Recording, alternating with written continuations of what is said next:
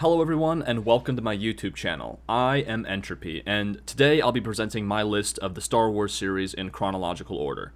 So if you've never seen a Star Wars movie and want to give it a shot but are thrown off by how much content there is, or if you've seen some stuff but not all and want to get back into it and find the best way to start, or if you're a longtime fan who wants a super long watch order or is looking for how to show someone new the movies plus maybe some spin-offs, whatever the case, you've come to the right video. This Star Wars viewing order will include all movies and most TV shows, everything you can watch. There are many books and games as well that are good and I do recommend, but they will not be covered on this list. I may do a video in the future that adds books and games to this list, but this video will not cover them. This order will also only be covering the Skywalker era, so no High or Old Republic era stuff here, which basically just means no Acolyte. I mean, that show takes place like 80 years before the first thing on this list, so there you go, there's that one if you really want to watch it, but I wouldn't say you should start with that. Those previous eras aren't nearly as complicated to figure out as the Skywalker era is anyway.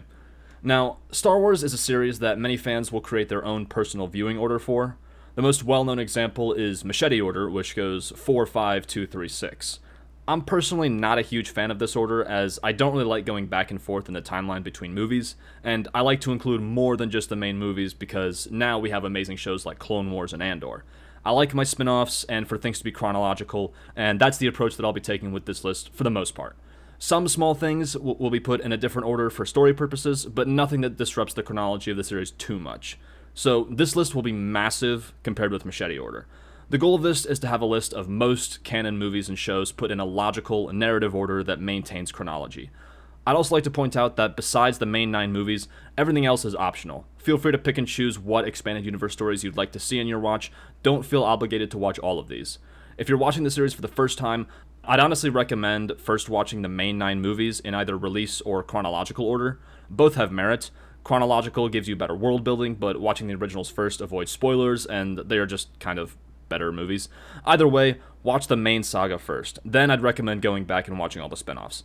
If you do want to add spin-offs on your first watch, or if this is a new watch and you're looking for things to add, this list will tell you where to put them in relation to the main movies and other expanded media. Some shows and movies will have some recommended viewing beyond the main 9 movies, and I'll tell you if that's the case for whatever project that may be. My general rule is that a story should be able to be entertaining without requiring the audience to know previous stories, and in most cases here, it will be recommended but not required viewing. I will try and somewhat avoid spoilers for the series as best I can. I will talk about some spoilers though, those being big events like the creation of the Empire or the destruction of the Death Star.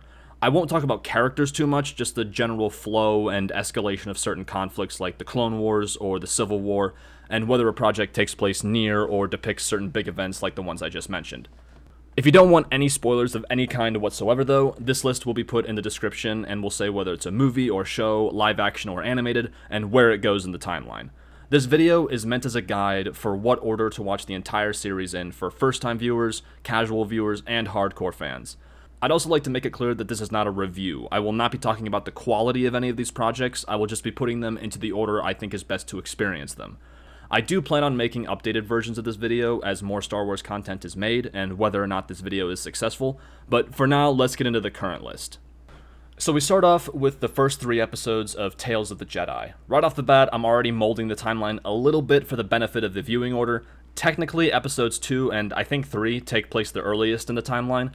Episode 1, though, is about the birth of the character Ahsoka Tano. Episodes 2 and 3 are about Count Dooku, before the Phantom Menace, and before he turned to the dark side. The reason I keep this order is because these stories are completely disconnected narratively at this point, and if you're already aware of the character Ahsoka, I think you'd agree that starting the franchise with her birth works incredibly well both thematically and narratively. It also kind of lightly establishes what a Jedi is before the Count Dooku episodes, and of course the movies go further into that. Dooku's episodes provide a lot of new layers to the prequel era, and watching the first 2 in a lead up to the Phantom Menace works very well. If you really want to be chronological with it, you'd watch episode 1 after episode 3, but I think it works better for the story if you watch it in the order they are already in. Coming off of that, we of course have episode 1, The Phantom Menace. This is the first movie chronologically and is the first of the main 9 movies. I'm not going to go over what happens here too much to avoid spoilers. Essentially though, we get our first conflict that eventually leads to the Clone Wars, the first major war in this time period. We see the introduction of Anakin Skywalker and Obi-Wan Kenobi, who will be very important in this series. Various other important things happen, but I don't mention them to avoid spoiling anything. After The Phantom Menace, we have Tales of the Jedi Episode 4. This is the last Dooku episode of Tales of the Jedi, and shows what he was doing during the events of The Phantom Menace and his turn to the dark side, which sets up his villain role in Attack of the Clones. And then, of course, we have Episode 2, Attack of the Clones. This is the second main movie. In this, we get to see the beginning of the Clone Wars, and like I said before, Count Dooku is the new villain in this movie, which was set up perfectly by the Tales episodes. Now we get into the Clone Wars animated series, which is the longest thing on this list. First, you start with the Clone Wars movie, which is when you get introduced to Ahsoka after the first Tales episode.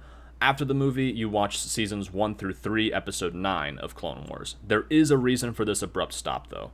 Lodged in the middle of Clone Wars is Tales of the Jedi episode 5. This is Ahsoka's second Tales episode, but is a relatively inconsequential episode.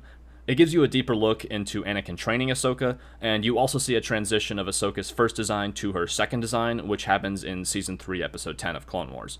Do beware, though, the last 30 seconds do give you a small spoiler for the end of Clone Wars, so if you're trying to avoid that, I'd just skip this episode entirely. It doesn't give you context, though, so when watching it here, it can give you a dramatic tease of the dark times coming, which I think works pretty well, storytelling-wise. Next, you watch the rest of Season 3 and Season 4 of Clone Wars, and after Season 4, we have another Tales episode, but this time it's Tales of the Empire, Episode 1.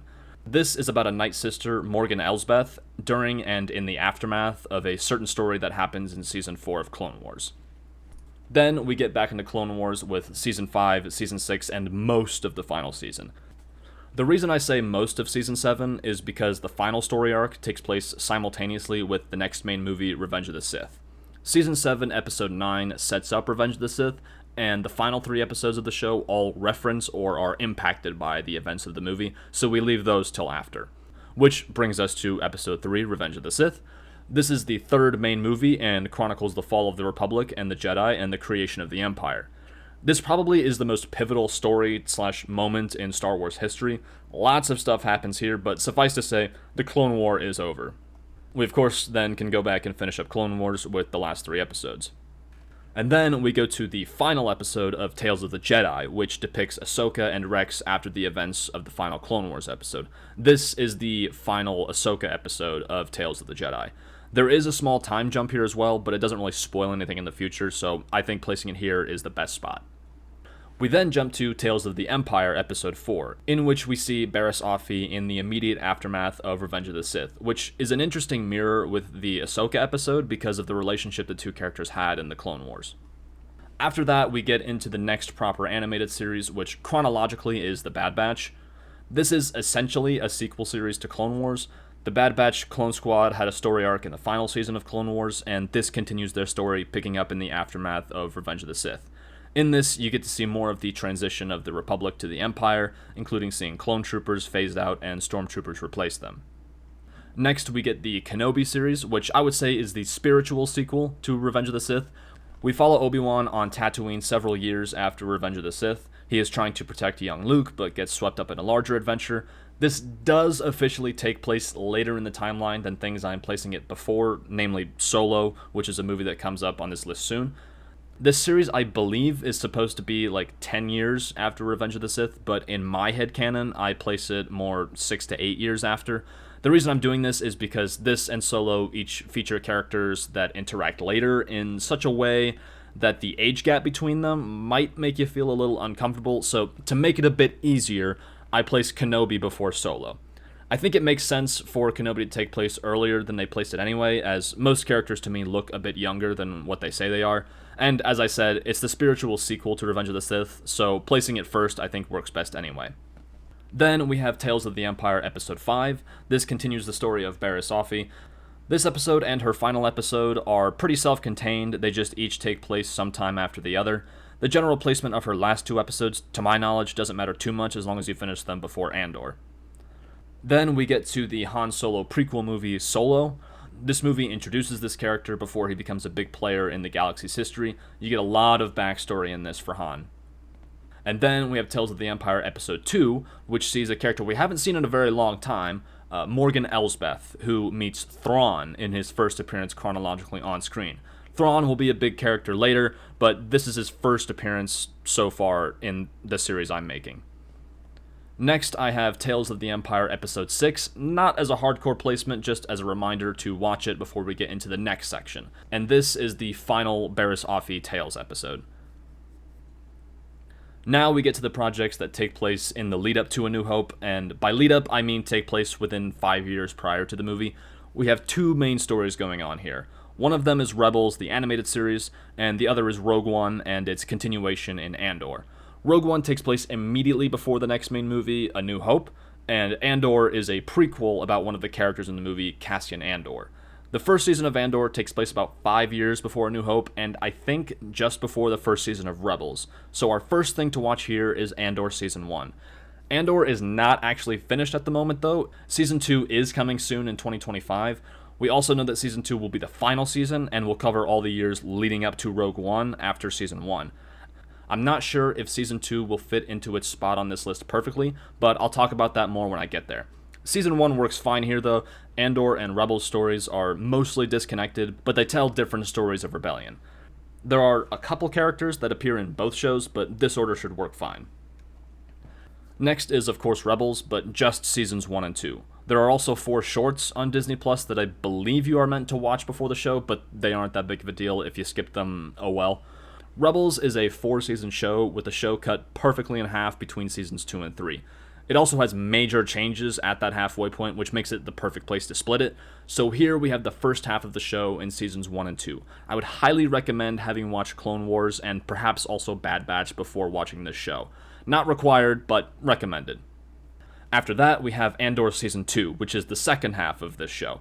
As I said before, this isn't out yet. It is said that this season leads right into Rogue One. We have no idea what that's going to look like, though. Looking at the first season, it seems like it will at least be mostly separate from Rebels, so I'm anticipating the spot on this list to be the best spot to put this season.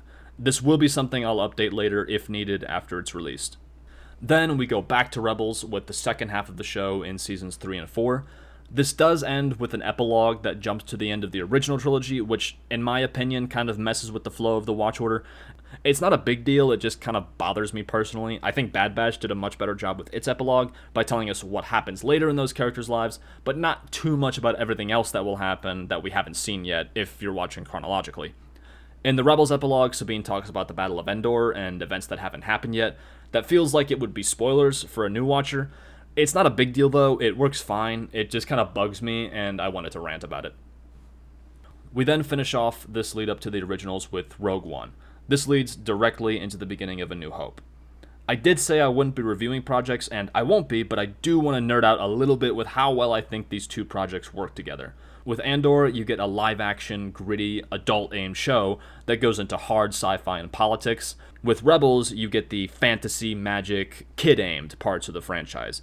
It could be jarring to someone who likes one show style and not the other, but for those who enjoy both, I think it's fun to go back and forth. These two shows complement each other perfectly, and together I think they make an amazing time period of the 5 years before A New Hope. And having the perfect lengths to go back and forth just makes this such a satisfying watch order, assuming Andor Season 2 allows it.